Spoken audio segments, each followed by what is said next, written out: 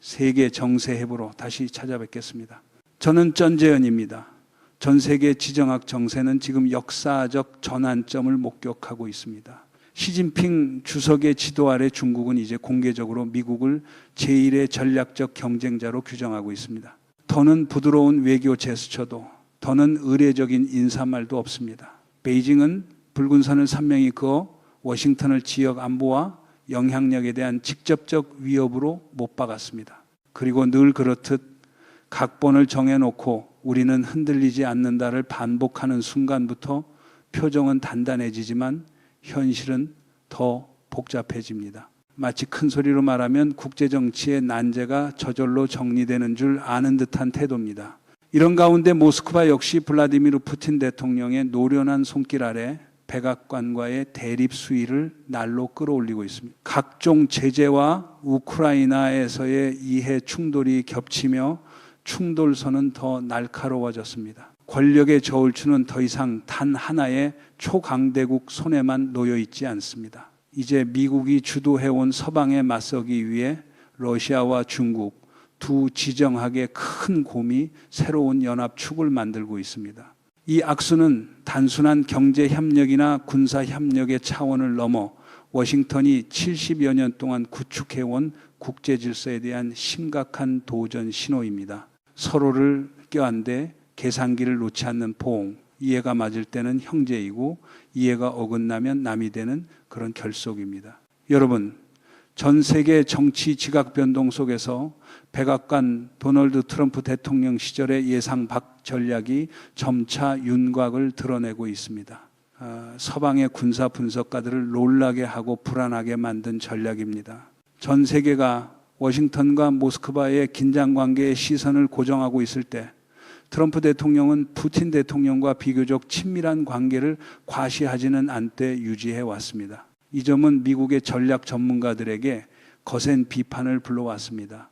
미국의 수장이 동유럽의 재앙으로 취급되는 인물과 교유한다는 발상 자체를 받아들이지 못한 것입니다. 어느 충격적인 논쟁에서 그들은 외쳤습니다. 어떻게 푸틴 같은 깡패와 가까워질 수 있느냐고 말입니다. 그러나 트럼프의 반응은 전통적 분석 체계 전체를 겨냥한 지적 일격이었습니다.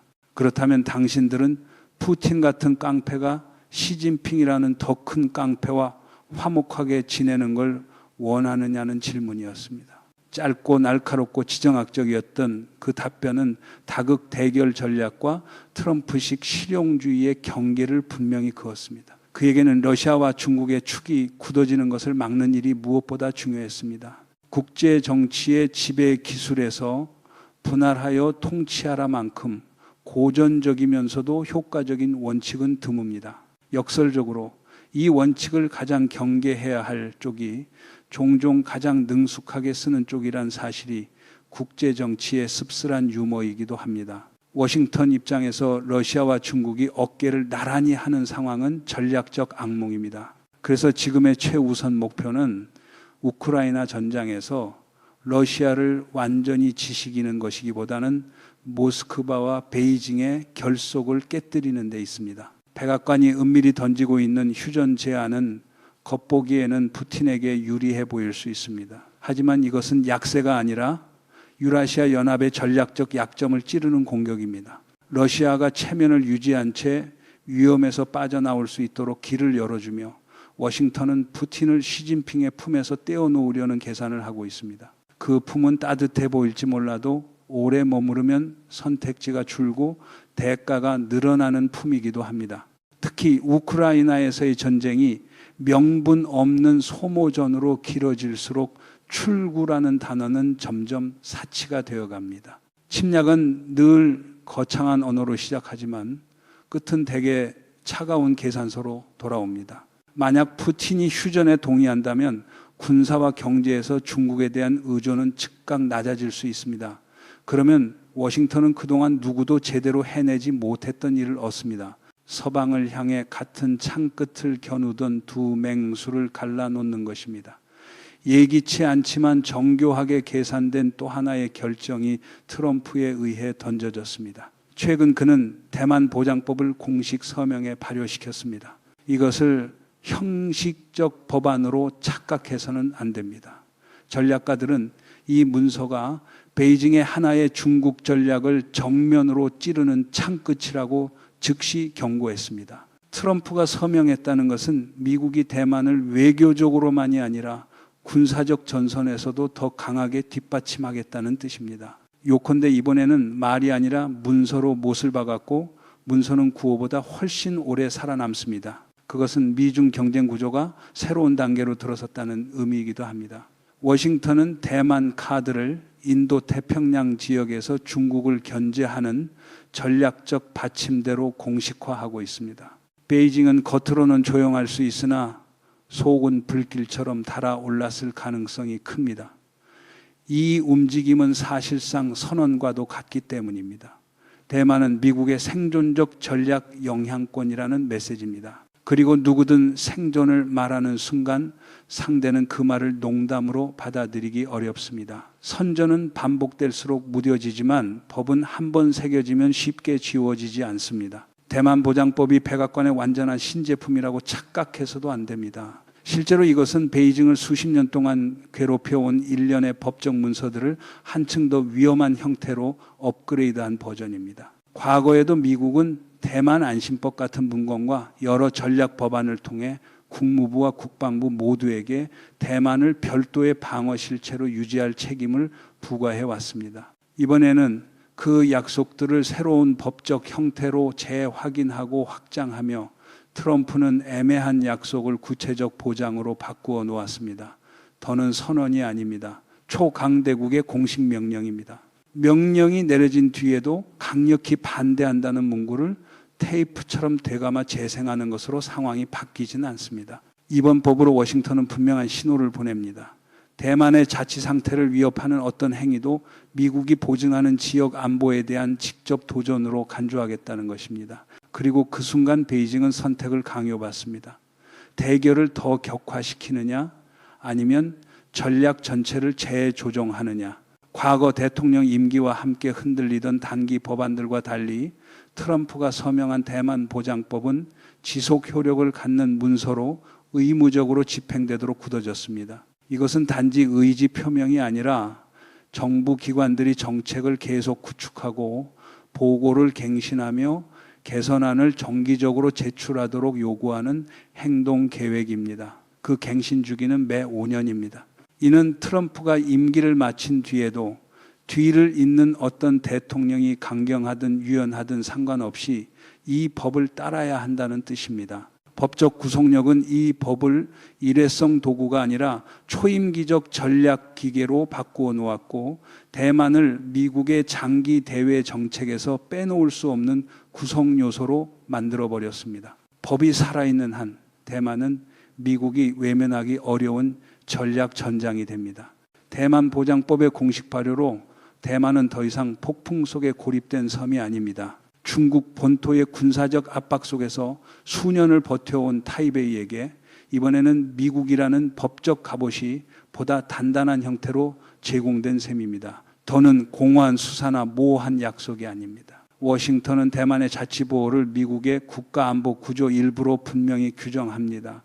타이베이 지도부에 이것은 생존적 전환점입니다. 국제적 지위를 다지고 베이징에 단호한 메시지를 보냅니다. 대만은 별개의 실체로 계속 존재하며 뒤에는 초강대국의 후원이 있다는 메시지입니다. 메시지가 이렇게 명확해지면 남는 것은 선택과 비용뿐입니다. 베이징의 고위층은 하나의 불안 속에 빠져 있을 수 있습니다. 대만이 영원히 대륙의 손에서 멀어지는 것이 아니냐는 불안입니다. 이 불안은 워싱턴의 군사 움직임뿐 아니라 중국이 주권 주장에 자주 동원해온 역사 자체에서 비롯됩니다. 문제는 그 역사가 중국을 전적으로 편들지 않는다는 점입니다. 청일전쟁 19세기 말 스라린 패배 뒤 청조는 시모노세키 조약을 통해 대만을 일본에 공식 할양했습니다. 이후 반세기가 넘는 기간 동안 대만은 일본 제국의 지배와 발전 아래 놓였고 중국 정부와는 별개의 경로를 걸었습니다. 그래서 베이징이 대만을 예로부터 분리 불가라고 주장할 때 많은 국제학자들은 고개를 젓습니다.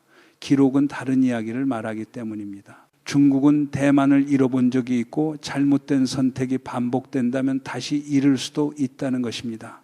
역사 앞에서 목소리를 키우는 것은 쉬워도 역사 자체를 바꾸는 것은 불가능합니다. 만약 어느 날 대만이 베이징의 손에 넘어가는데 미국이 개입하지 않는다면 그것은 단지 태평양 지역에서의 전략적 패배가 아니라 워싱턴의 세계 리더십 기반을 강타하는 중대한 타격이 됩니다. 미국이 수십 년 동안 후원해온 개방적 민주체제의 자치 실체가 소극적으로 전체주의 체제의 손에 넘어가는 장면을 상상해 보십시오.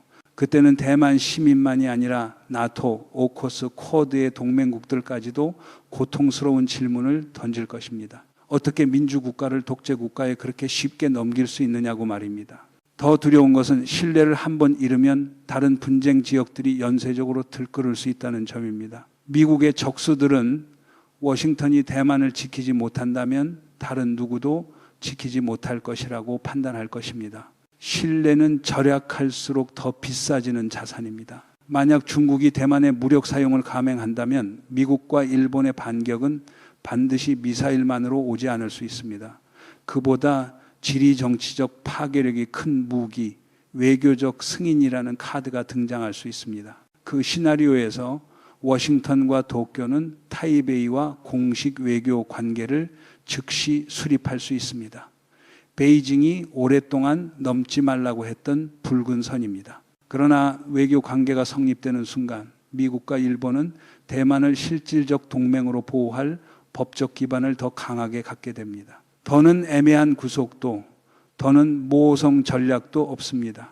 대만은 집단 방위 동맹 체계에 들어가게 되고 베이징은 섬 하나가 아니라 전면적 군사 연합과 마주하게 됩니다. 이것이야말로 중국 지도부를 가장 곤혹스럽게 만드는 지점입니다. 작은 오판 하나가 통일의 꿈을 전략적 악몽으로 바꿔놓을 수 있기 때문입니다. 꿈은 연출할 수 있어도 현실은 연출을 허락하지 않습니다. 미국이 대만 보장법을 밀어붙인 직후 중국은 이례적으로 격렬하게 반응했습니다. 국영 매체는 거친 성명을 쏟아냈고 군은 잇따라 훈련을 벌였으며 베이징은 워싱턴의 핵심 동맹인 일본까지 처리할 듯한 신호를 내비치기도 했습니다. 그러나 그 외교 연막 뒤에는 더 냉혹한 현실이 드러납니다. 베이징은 심각한 내부 위기에 빠져 있을 가능성이 큽니다. 일본의 분석가들에 따르면 중국의 과격함은 단지 영토 요구나 대외 전략만의 산물이 아니라 내부 압력의 결과입니다. 경제는 흔들리고 부동산 시장은 추락하며 수백만 명이 일자리를 잃고 은행들은 위기 위험에 직면합니다. 이 모든 것이 정권을 밖에서 적을 찾아 국내 분노를 달래야 하는 자리로 몰아붙입니다. 내부 불안이 통제되지 않으면 전쟁 선동은 위험한 정치 도구가 됩니다. 그리고 우크라이나 전쟁이 보여준 것처럼 명분이 빈약한 전쟁은 가장 먼저 사람들의 삶을 갈아넣고 마지막에는 누구도 책임지지 않는 말잔치만 남기곤 합니다. 작전이라는 단어는 멋있지만 그 뒤에 따라오는 것은 늘 장례식장입니다. 베이징의 과시적 군사 행동과 강경 발언은 국영 매체에서 힘의 상징처럼 포장됩니다. 그러나 국제 분석가들은 다른 그림을 봅니다. 중국은 바깥을 겁주기 위해서만이 아니라 안에서 무너지는 신뢰를 붙들기 위해서 더 강경한 이미지를 만들어내고 있습니다. 경제 침체, 실업 확대, 금융 불안 속에서 정권은 대중의 시선을 밖으로 돌릴 큰 이야기가 필요합니다. 민족주의, 주권, 국가의 명예, 이런 단어들이 방패처럼 앞세워집니다. 하지만 방패는 구호로 만들 수 있어도 빵과 일자리를 대신해 주지는 못합니다.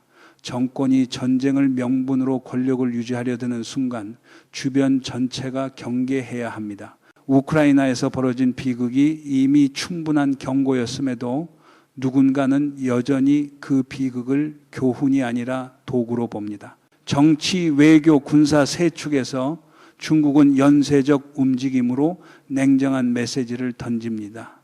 언제든 무력을 쓸 준비가 되어 있다는 메시지입니다. 더는 막연한 위협이 아니라 대만 주변 해역에 100척이 넘는 군함을 밀어넣어 대규모 포위망을 만들었습니다. 동시에 중국 해군의 자부심인 항공모 함야오닝은 동중국해를 건너 일본 인근 해역으로 진입한 뒤 일본 열도를 둘러도는 방식으로 위력을 과시했습니다. 대만뿐 아니라 도쿄, 나아가 워싱턴에까지 심리적 압박을 가한 것입니다. 이 모든 움직임은 전략적 계산, 반응, 시험, 그리고 우리는 임계점을 넘을 준비가 되어 있다는 그림을 그리려는 시도로 보입니다. 다만 그림을 아무리 크게 그려도 현실의 전쟁은 종종 그 그림을 찢어버립니다.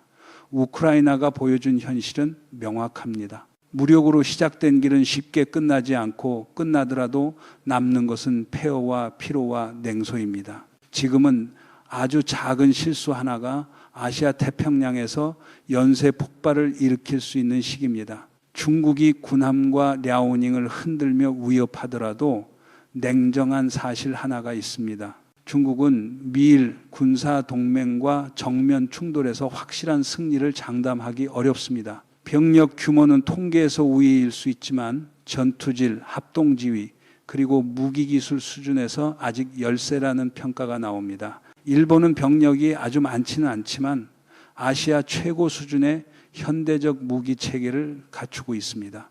오세아니아와 주변 지역에서의 협력 구조 속에서 일본의 이지스 체계, 장거리 레이더, 그리고 최첨단 전력은 미군과 높은 상호 운용성을 보여줍니다. 두 강대 기술 군사 체계가 결합할 때 베이징의 어떤 모험도 전략적 재앙으로 뒤집힐 위험이 커집니다. 위협은 입으로 할 수 있지만 승리는 입으로 만들 수 없습니다. 우크라이나에서 사흘이면 끝난다던 허세가 어떤 결말을 낳았는지 세계는 이미 똑똑히 봤습니다. 중국과 일본 사이의 한 비공개 국장급 회담에서도 베이징은 평범한 외교 접촉을 선전전으로 과장해 도쿄를 격분시켰습니다. 중국 외교부 아시아 국장 류징퉁은 사진 촬영 순간 손을 주머니에 넣는 행동을 했고 이는 외교 의전에서 무례로 받아들여질 수 있습니다. 그러나 더 심각한 것은 이후였습니다. 중국 측이 사진을 편집해 일본 측 국장 가나에 마사키가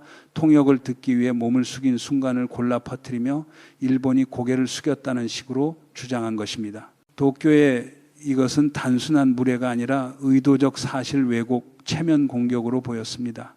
외교에서 체면은 때로 실탄보다 차갑게 돌아옵니다.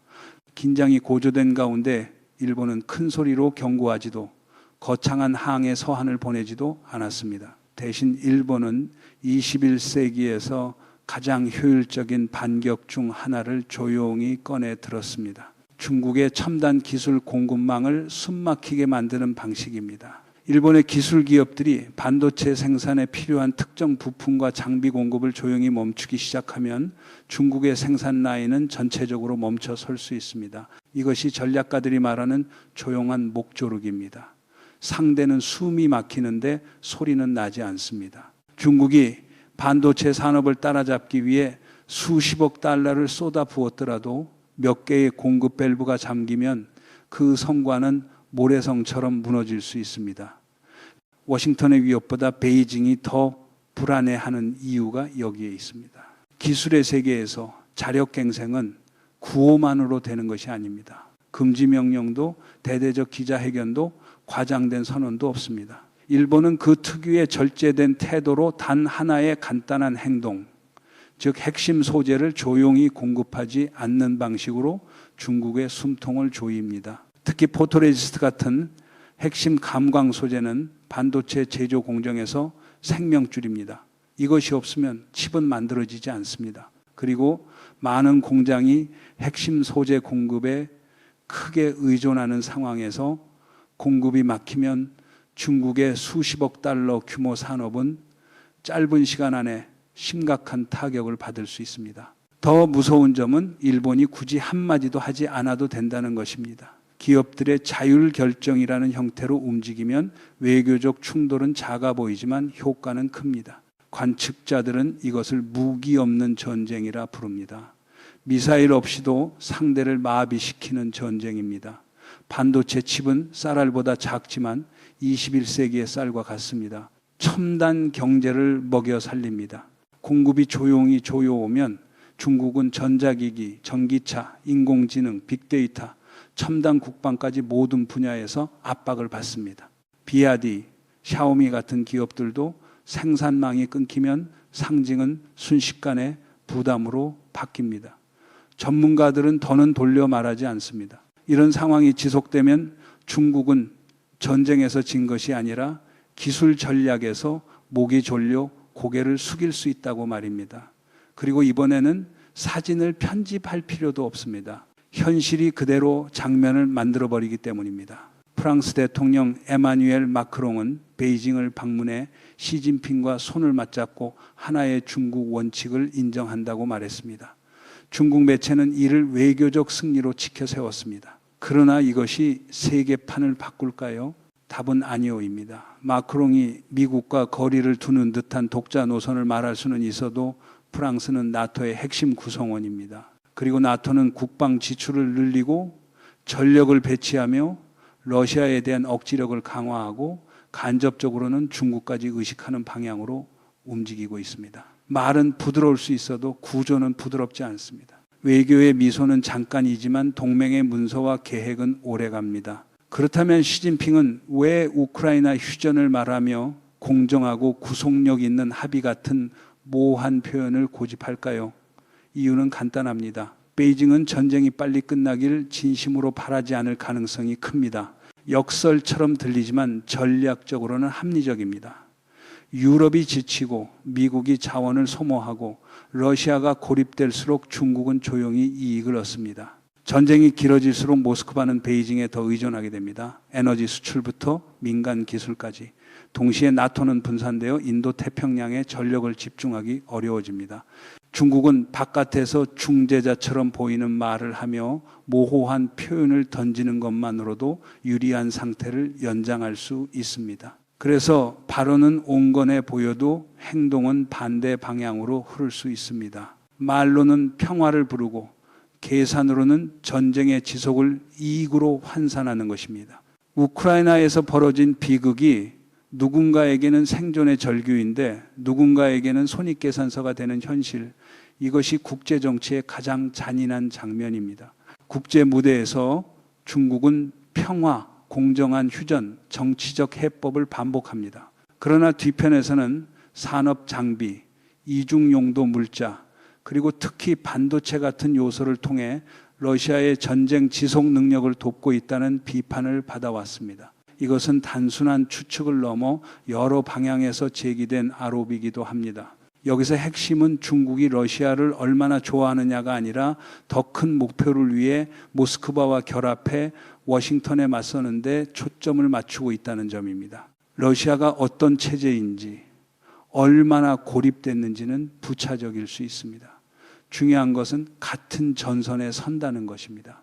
그래서 중국은 평화를 말하면서도 실질은 전쟁의 연장을 가능하게 하는 선택을 할 수 있습니다. 그리고 푸틴은 체스를 말하지만 우크라이나에서 벌어지는 것은 체스가 아니라 사람들의 삶을 갈아넣는 소모전입니다. 승부의 말이 아니라 무덤의 숫자가 늘어나는 방식으로 진행되는 전쟁입니다. 이 전쟁이 부당하다는 사실은 점점 더 많은 이들이 느끼고 있는데 전쟁을 시작한 쪽은 늘 어쩔 수 없었다는 말로 책임을 피하려 듭니다. 그러나 폐허가 된 도시와 흩어진 가족 앞에서 어쩔 수 없었다는 말은 공허한 변명일 뿐입니다. 이쯤에서 오늘의 세계 정세 해부는 잠시 멈추겠습니다.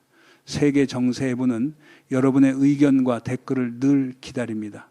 시청해 주셔서 감사합니다. 안녕히 계십시오. 다음 방송에서 다시 뵙겠습니다.